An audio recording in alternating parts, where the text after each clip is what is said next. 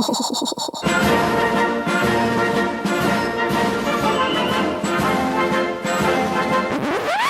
everyone, it's Mee-Hall. I'm back. I wasn't doing much. I was up there in Balaloch, where I live by the Silver Key, and I was packing my bags because I had to go to Egypt. I had to meet with all the climate pharaohs. Well, before I get on and tell you about my trip to my junket to Egypt, do you know what I did? Now I'm supposed to be swapping the Taoiseach's chair, but I'd love to be Taoiseach forever. Oh, I'd love that. That'd be brilliant.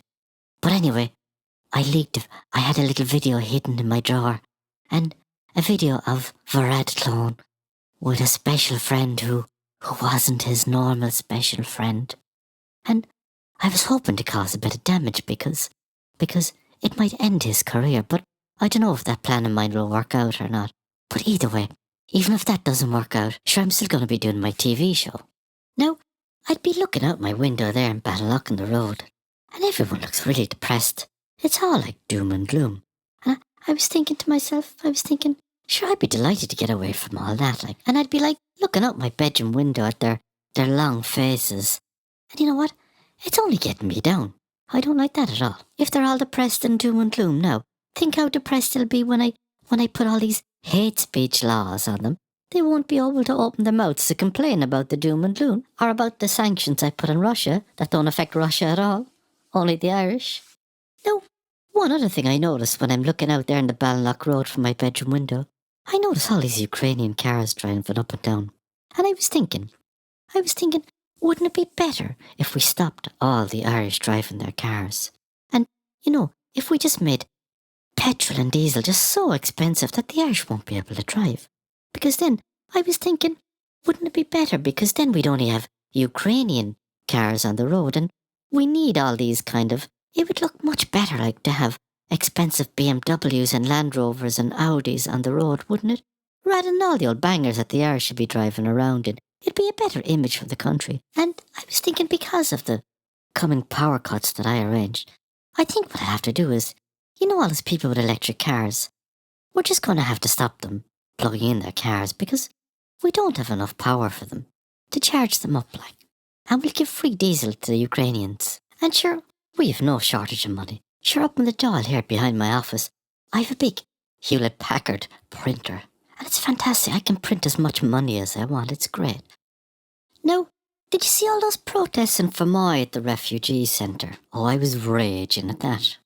And then I saw all the local residents came out and they were going, "Refugees welcome." Oh, I was delighted to see that.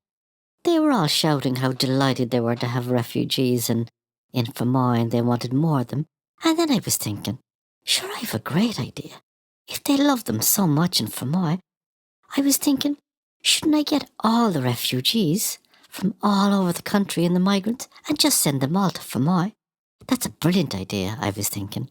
I think I'll do that. Now, I was listening to that one Gemma O'Doherty again. The one who's gone a bit mad for the Jews. I was listening to her and she's always talking about me. And she said that I had blood dripping from my hands. Blood dripping from my hands? I was raging at that. I'll have to get on to my solicitor, Terry Gorry. Sure, the only thing dripping from my hands is all the ink from the printer when I'm printing all the money. But then I remembered that she's always saying other mad stuff like the time she was saying that the Titanic was a false flag. It was an inside job. It's all a bit mad, really, isn't it? And that reminds me, speaking of flags, I remember once a friend of mine had a telescope and we were looking up at the moon, and you're not going to believe what we saw. We saw the American flag on the moon. Next thing you know, that one O'Doherty would be saying that the Americans never went to the moon. Now, I was so excited about telling you all these news stories and all the thoughts I was having, I've forgotten to tell you about Egypt and my Poverty 2030 programme. So off I went to Egypt and I took my 50 lackeys with me, all at the taxpayers' expense. And we had all those Greta Thunberg wannabes there as well, including that one from Skibbereen with the fake American accent. She used to stand outside there in the City Hall with her Fridays for Backwardness campaign, with her German minder standing in the background. Sure, the last time I saw him, he was going off to get his booster, he told me. And that's the last I saw of him. I don't know what happened to him. Anyway, that Greta Thunberg wannabe with the American accent, sure, isn't she the one that wouldn't give an interview to the Irish megaphone because she only wants to be interviewed by people who agree with her? And you know, she's very loud as well. The megaphone was telling me that his mother used to say that empty vessels make the most noise. Now, when I was in Egypt, I had to give a big speech, and I'm going to play you a clip from the speech now. Here goes.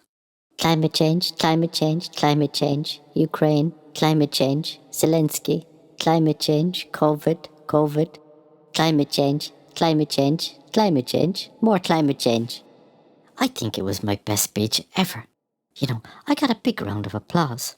And then afterwards we all reconvened to this big room and there was a big golden calf there and we all give a big toast to the golden calf. And then we sat down for a big meal. But we weren't eating insects or anything like that. We had the biggest steaks you ever seen in your life. I mean, who believes all this giving up meat nonsense? It's all a load of rubbish. Sure, that's only for the plebs, not for us. And you know, I had a bit of a mystical experience when I was out walking in the desert. And next thing, I looked and I saw this burning bush. There was a burning bush in the desert. And then this voice came out of the bush and it said to me, Mee-Hall, it said, Mee-Hall, let my people go. Sure, I didn't know what to make of it. And then I saw these big things in the desert. They were like big triangles. And there was these kind of horses walking around or next to the triangles and they were like strange looking horses. They had like these big, they were like horses with hunchbacks on them. I didn't know what to make of it. It was all a bit mad. I was wondering afterwards maybe I just dreamed the whole thing. Now, one last thing before I go. It's getting very cold, isn't it? And I'm wondering, are you all ready and prepared for the power cuts? Won't they be great? Won't it be great to freeze for Ukraine? And don't forget that I'm the one who arranged all that for you. In fact, I think it's been my greatest achievement as Taoiseach. So now it's time for me to wrap it up. My last episode as Taoiseach, but don't you worry, I'll still be around and I'll be bringing you all the latest news. But for the moment, you'll have to put up with Leo and his First Lady, who's called Matt, by the way, as Taoiseach. So, see you all in the next episode.